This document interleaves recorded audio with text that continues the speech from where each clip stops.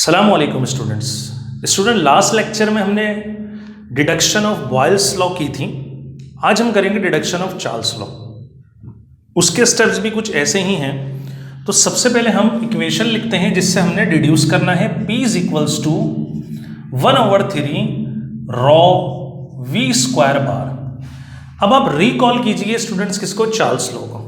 अगर हम Charles law को रिकॉल करें तो चार्ल्स लॉ की हमने कई फॉर्म पढ़ी थी, जैसे v डायरेक्टली रिलेट करता है t से, या v/t कांस्टेंट होता है, या v1/t1 is equals to v2/t2 के इक्वल होता है। तो स्टूडेंट्स आप इनमें से कोई सी भी फॉर्म जनरेट करने में कामयाब हो गए तो आपने डिड्यूस कर लिया। स्टूडेंट जैसे पहले कहा था स्टेप्स में नए नहीं करूंगा, मैं वही फॉलो करूंगा जो पहले किए थे। तो हम वही वाले स्टेप्स को फॉलो करते हैं। P इज इक्वल्स टू, अगर आपको याद हो तो रॉ का फॉर्मूला हमने लिखा था NM ओवर कैपिटल V। इस फॉर्मूले को हम दोबारा पुट करते हैं 1/NM over capital V square बार। ठीक, अब अगर आप गौर करें, ठीक है, मैं जो जनरेट करवाऊंगा आपको स्टूडेंट्स, मैं करवाऊंगा ये वाली फॉर्म। अगर आप गौर से देखें तो इसके अंदर v/t is equals to constant है। तो v क्या आपके पास मौजूद है, वॉल्यूम, बिल्कुल ये रहा। ठीक है, इसको आप दोबारा से कहां लेकर आए, लेफ्ट पर, और p को ले जाएं राइट पर।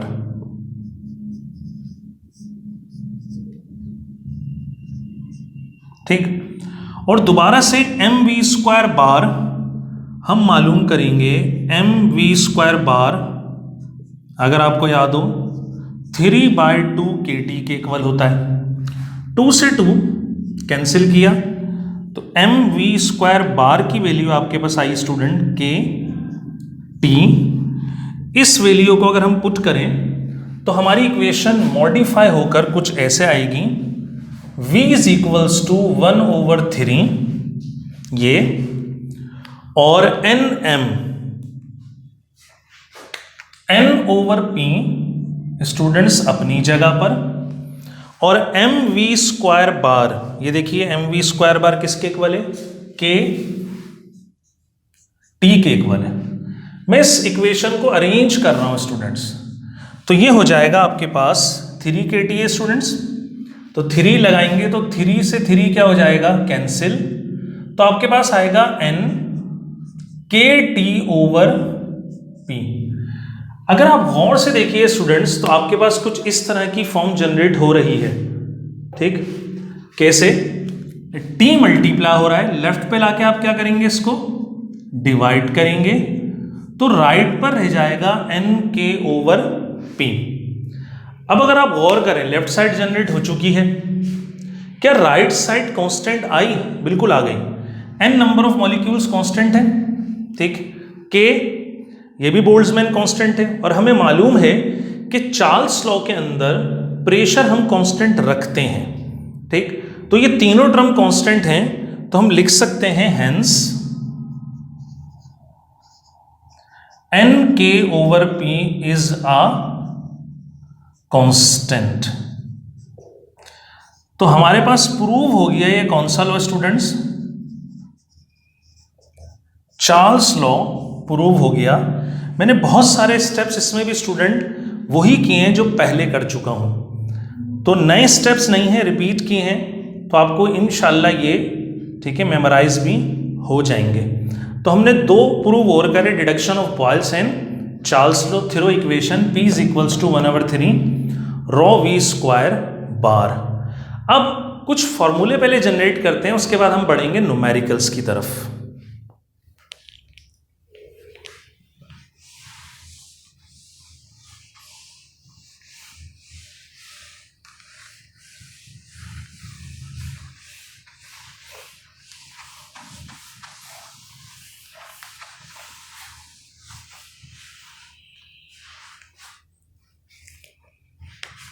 स्टूडेंट्स हम अगला टॉपिक करेंगे रूट मीन स्क्वायर वेलोसिटी और इसको लिखा जाता है VRMS, या हम इसको ये भी लिखते हैं और V बार। ठीक, ज्यादातर जो स्टूडेंट सिंबल यूज की जाती है इसको रिप्रेजेंट करने के लिए वो VRMS की सिंबल यूज की जाती है। ये हम पढ़ चुके हैं। अगर आप रिकॉल करें फॉर्मूलाज तो हम इसके कई फॉर्मूले जनरेट कर सकते हैं। जैसे नंबर 1 फॉर्मूला जो मैं जनरेट करूंगा वो करूंगा थीरो P is equals to 1/3 rho V square bar. अगर स्टूडेंट्स आप इसको गौर से देखें फॉर्मूले को तो आपके पास ये क्या V बार इस फॉर्मूले में मौजूद है? बिल्कुल आपको दिख रहा है ये V बार मौजूद है। ठीक है, तो आप क्या करें, अगर फॉर्मूला बनाना है तो आप इसको सेपरेट कर दीजिए। कैसे करेंगे? 3 स्टूडेंट मल्टीप्लाई हो जाएगा रॉ V स्क्वायर बार, और रॉ को आप लाके क्या करें, लेफ्ट पर डिवाइड, तो V स्क्वायर बार का फॉर्मूला जनरेट हुआ। लेकिन यहां पर हमें चाहिए V बार स्क्वायर आ रहा है, तो स्क्वायर कैसे रिमूव किया जाएगा स्टूडेंट्स? स्क्वायर रिमूव करेंगे तो अगली साइड पर क्या आ जाएगा आपके पास? ठीक है, रूट आ जाएगा। तो ये एक फॉर्मूला जनरेट हुआ, आप इस तरह भी लिख सकते हैं। और मैंने कहा ये V बार को ज्यादातर कैसे लिखा जाता है? VRMS, और RMS का मतलब वही है रूट मीन स्क्वायर। तो हम लिखेंगे इसको VRMS is equals to root 3P over rho. और यहां चाहें तो आप शो कर दें V इक्वल है VRMS के। अब ये जो फॉर्मूला जनरेट हुआ ये कब कहां यूज किया जा सकता है? जब आपको प्रेशर गिवन हो और डेंसिटी ऑफ गैस गिवन हो या मास और वॉल्यूम गिवन हो, तो आप डेंसिटी कैलकुलेट कर सकते हैं। वहां पर आप इस फॉर्मूले को यूज करके VRMS root mean square speed क्या कर सकते हैं स्टूडेंट्स? कैलकुलेट कर सकते हैं। नंबर 2 पर मैं आऊंगा। अगर मैं आपको कहूं आपको एक फॉर्मूला रिकॉल करें जहां पर आपने ये पढ़ा था, बिल्कुल आपने पढ़ा था, जैसे वो फॉर्मूला था, ठीक है, ½ m V स्क्वायर बार 3/2 kT। अगर गौर कीजिए तो लास्ट लेक्चर्स में हमने डेरिवेशन परफॉर्म की है और इसके अंदर भी देखिए V स्क्वायर बार की टर्म मौजूद है। ठीक, तो यहां से भी हम V बार सेपरेट कर सकते हैं, कर लेते हैं। ठीक, पहला स्टेप क्या करेंगे? V स्क्वायर बार हमने लेफ्ट पर लीव करा, मतलब आइसोलेट कर रहे हैं, और इज इक्वल्स टू 3/2 kT अपनी जगह पर। लेफ्ट पर 2 डिवाइड हो रहा है और m मल्टीप्लाई हो रहा है, तो 2 मल्टीप्लाई होगा और m क्या हो जाएगा स्टूडेंट्स? डिवाइड हो जाएगा। और आप देख सकते हैं 2 को क्या कर रहा है? कैंसिल। तो आपके पास जो फॉर्मूला आया वो आया V square bar is equals to 3 kT over m आ गया। ठीक, लेकिन आपको चाहिए V बार, तो V बार के लिए आप क्या करेंगे? स्क्वायर को रिमूव करेंगे तो राइट साइड पर आ जाएगा 3 kT ओवर m। ठीक, और यही V बार किससे शो किया जाता है? VRMS। तो मैं दोबारा इसको रिप्लेस कर देता हूं। VRMS का एक और फॉर्मूला जनरेट हुआ 3 kT ओवर m। इस फॉर्मूले को आप कब कहां कैसे यूज करेंगे स्टूडेंट्स? आप जब यूज करेंगे जब आपके पास टेम्परेचर गिवन हो और मास गिवन हो, K बोल्ट्जमैन कांस्टेंट है, इसकी वैल्यू आपके पास मौजूद होती है। ठीक, तो दोनों की रिक्वायरमेंट अलग अलग है, आप दोनों फॉर्मूले यूज कर सकते हैं अलग अलग जगह पर। अब मैं एक न्यूमेरिकल इस टॉपिक का डिस्कस करने जा रहा हूं। ठीक, तो आप फॉलो करिएगा और बताइएगा कौन सा फॉर्मूला यूज करके हम उस न्यूमेरिकल को करेंगे।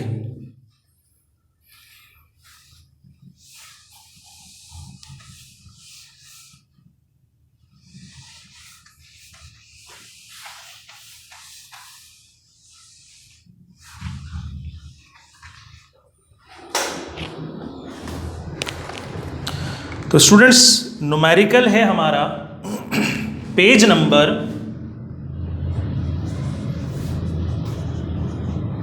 38, और इस तरह के बहुत सारे न्यूमेरिकल जो हम कर रहे हैं अटेम्प्ट, वो आपको कॉलेज के नोट्स में अवेलेबल होंगे, तो वहाँ पर भी आपको एज असाइनमेंट दिए जाएंगे, आप उसको भी करिएगा।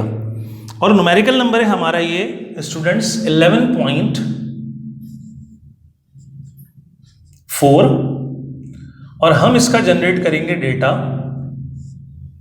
ठीक, न्यूमेरिकल सिर्फ जस्ट एक लाइन का है। क्या कहा जा रहा है? Calculate the root mean square speed. तो अगर मैं पूछूं क्या आपने ये टर्म अभी पढ़ी? बिल्कुल, हमने इसी के फॉर्मूले भी जनरेट किए हैं। रूट मीन स्क्वायर स्पीड पूछी गई है आपसे, तो बिल्कुल ठीक है। डेटा में हम लिखेंगे VRMS is equals to question mark, क्योंकि ये रिक्वायर्ड है। फिर स्टूडेंट कहा गया ऑफ हाइड्रोजन मॉलिक्यूल 800 केल्विन। ठीक, जिस गैस के मॉलिक्यूल का हमने VRMS निकालना है वो हाइड्रोजन मॉलिक्यूल है, और कितने टेम्परेचर पर है ये? 800 केल्विन टेम्परेचर पर है। ठीक, तो स्टूडेंट देखते हैं, इसको करते हैं। ठीक है, कैसे होगा ये क्वेश्चन? सबसे पहले कुछ चीज़ें जो स्टूडेंट मिस्टेक करते हैं, लेकिन उससे पहले मैं अगर आपसे पूछूं कि ये दो फॉर्मूले मैंने रब नहीं किए थे स्टूडेंट, अगर मैं पूछूं इस न्यूमेरिकल में कौन सा फॉर्मूला अप्लाई होगा, तो हम देख सकते हैं क्योंकि यहाँ टेम्परेचर गिवन है तो हम टेम्परेचर वाला फॉर्मूला अप्लाई करेंगे। लेकिन अब आप सोचेंगे क्योंकि वैल्यूज पूरी थोड़ी हैं, पूरी तो मौजूद ही नहीं है वैल्यूज, तो के कहाँ से लाया जाए? के कांस्टेंट है, यह आपको अमूमन न्यूमेरिकल में दिया जाता है।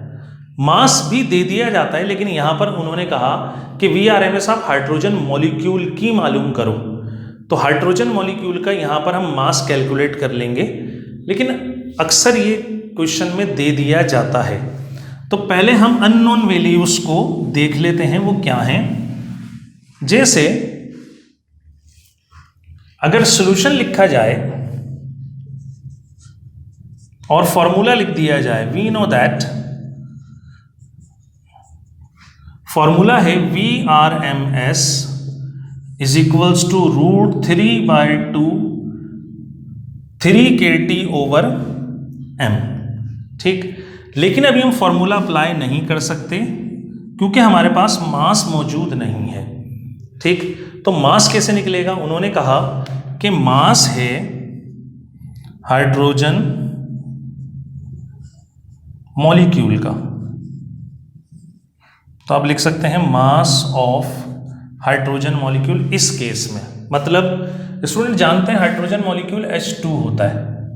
ठीक, अब बच्चे इसमें भी कंफ्यूज होते हैं कि हाइड्रोजन का मास कितना होगा और अगर इसको कैलकुलेट किया जाए तो कैसे किया जाए। तो एक बात याद रखिएगा, दो तरीके से ये मास गिवन होता है। ठीक है, क्वेश्चन के एंड में एक ब्रैकेट बनी होगी, उस ब्रैकेट में लिखा होगा मास ऑफ हाइड्रोजन मॉलिक्यूल, तो फिर आपको एग्जैक्टली ये m गिवन है। लेकिन अगर लिखा हो मास ऑफ हाइड्रोजन एटम, ठीक, तो फिर आपको ये हाइड्रोजन मॉलिक्यूल का मास गिवन नहीं है स्टूडेंट, क्योंकि आप देख सकते हैं मॉलिक्यूल होता है H2 और सारी गैसेस जितनी भी एग्जिस्ट करती हैं वो मॉलिक्यूलर फॉर्म में होती हैं एक्सेप्ट नोबल गैसेस या 8th group element of periodic table. ठीक, जिसमें हीलियम, नियॉन, ऑर्गन, करप्टॉन, जीनॉन वगैरह ये पूरी लिस्ट मौजूद है। उनकी जो गैसेस हैं वो फ्री स्टेट में होती हैं, इनर्ट गैसेस हैं। इसके अलावा आप जितनी भी गैसेस देखेंगे like oxygen, chlorine, carbon dioxide, carbon monoxide, ये सब के सब अगर गैस पर आप गौर करें, नाइट्रोजन भी ले सकते हैं आप, ठीक है, तो आप देख सकते हैं इनमें कोई भी एटॉमिक फॉर्म में नहीं है, सब की सब मॉलिक्यूलर फॉर्म में है। तो गैसेस रियल में मॉलिक्यूलर फॉर्म में पाई जाती हैं।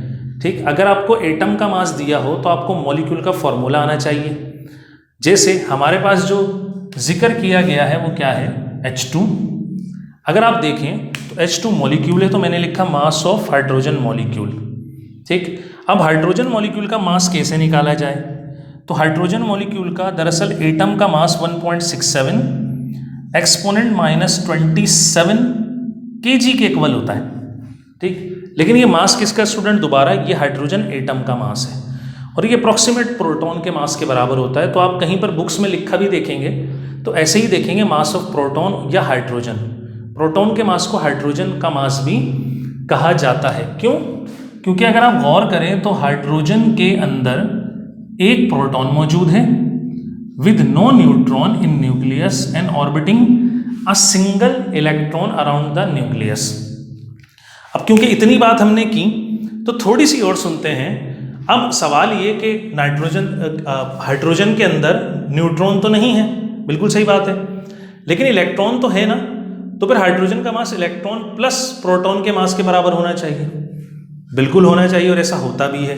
ठीक, आप करके भी देख सकते हैं। अगर आप इसका मास कैलकुलेट करें तो मास ऑफ प्रोटॉन है 1.67 एक्सपोनेंट -27 kg, और मास ऑफ इलेक्ट्रॉन है कितना, 9.1 एक्सपोनेंट -31 kg, और मास ऑफ न्यूट्रॉन नहीं है, 0 है। ठीक, क्योंकि न्यूट्रॉन सिंपल हाइड्रोजन में मौजूद नहीं है। अगर आप मास कैलकुलेट करें, मतलब सम कर लें, तो सम करने के बाद आप देखेंगे कि जो मास निकलेगा वो ये कॉन्स्टिट्यूएंट है हाइड्रोजन के। तो हाइड्रोजन का मास जो आएगा, मैं लिख देता हूं mass of hydrogen atom H, यह आएगा 1.67 एक्सपोनेंट -27 kg, एग्जैक्टली प्रोटॉन के इक्वल। तो आप बिल्कुल सर्क हो जाएंगे स्टूडेंट कि ऐसा क्यों हुआ। ठीक है, इलेक्ट्रॉन का मास कहाँ चला गया, तो आंसर ये होगा इलेक्ट्रॉन का मास इतना कम है अकॉर्डिंग टू रदरफोर्ड थ्योरी। उसने भी कहा था कि बहुत लाइट पार्टिकल है और सारा का सारा मास जो है कंसंट्रेट करता है किसमें, सेंटर में। ये इतना कम है कि ऐड होने के बाद प्रोटॉन के मास पे इसने कोई असर नहीं डाला, इसलिए हम मास ऑफ हाइड्रोजन या मास ऑफ प्रोटॉन कहते हैं। ठीक, और नंबर ऑफ प्रोटॉन आपने पढ़ा होगा, ये मास नंबर भी कहलाता है, number of proton plus neutron. तो प्रोटॉन के मास को आप 2 से मल्टीप्लाई करेंगे, या हाइड्रोजन का मास भी इतना ही है, तो आपके पास जो मास जनरेट होगा वो किसका होगा स्टूडेंट्स, वो मास जनरेट हो जाएगा आपके पास, ठीक है, हाइड्रोजन का। तो अगर आप ये वैल्यूज को सब्स्टिट्यूट करें तो VRMS इक्वल होगा आपके पास 3 मल्टीप्लाई 1.38 एक्सपोनेंट 23 इंटू 800। एक बात और ख्याल करिएगा, अगर टेम्परेचर केल्विन में ना हो तो आप इसको केल्विन में कन्वर्ट करेंगे, because kelvin is a SI unit. ठीक, अगर डिग्री में हो तो केल्विन में कन्वर्ट करिएगा, फिर दोबारा गलती हो जाएगी। मल्टीप्लाई बाय 2 और 1.67 एक्सपोनेंट -27। जब आप इसको कैलकुलेट करेंगे तो बुक के अकॉर्डिंग जो आपका आंसर जनरेट होगा स्टूडेंट्स, वो आएगा 3158.6 मीटर पर सेकेंड। हो सकता है ये आंसर थोड़ा सा वेरी करे, तो परेशान नहीं होइएगा। ठीक है, ऑलमोस्ट इस आंसर के इक्वल आपका आंसर आएगा। तो ये एक न्यूमेरिकल है जो आता है, इससे रिलेटेड न्यूमेरिकल मैंने कहा नोट्स में मौजूद हैं, तो मैं आपको हिंट देता हूं वहां पर चेंजिंग क्या होगी। तो आप अगर मेरी बात को गौर से सुनेंगे तो वो न्यूमेरिकल आप इजीली कर लेंगे। चेंजिंग क्या हो सकती है, जैसे एक बताई कि मास ऑफ मॉलिक्यूल नहीं होगा, एटम दिया जाएगा, या हाइड्रोजन नहीं होगा, ठीक है, ऑक्सीजन होगी, या कोई और गैस होगी, या ऐसा भी हो सकता है कि VRMS आपको गिवन हो और टेम्परेचर रिक्वायर्ड हो। ठीक, तो फिर आप कैलकुलेशन ऐसे ही करेंगे, रूट रिमूव करेंगे, मास को मल्टीप्लाई करवाएंगे, 3 kT को डिवाइड करवाएंगे, टेम्परेचर निकालेंगे स्टूडेंट। तो ये जो मैंने कहा आपको पॉसिबल क्वेश्चन कुछ इसी तरह के होंगे, तो इंशाल्लाह आप उसको खुद से कोशिश करें, प्रैक्टिस करें, तो आप इस काबिल होंगे कि इस तरह के न्यूमेरिकल अटेम्प्ट कर सकते हैं। तो इंशाल्लाह नेक्स्ट लेक्चर में आगे और टॉपिक्स को डिस्कस करेंगे।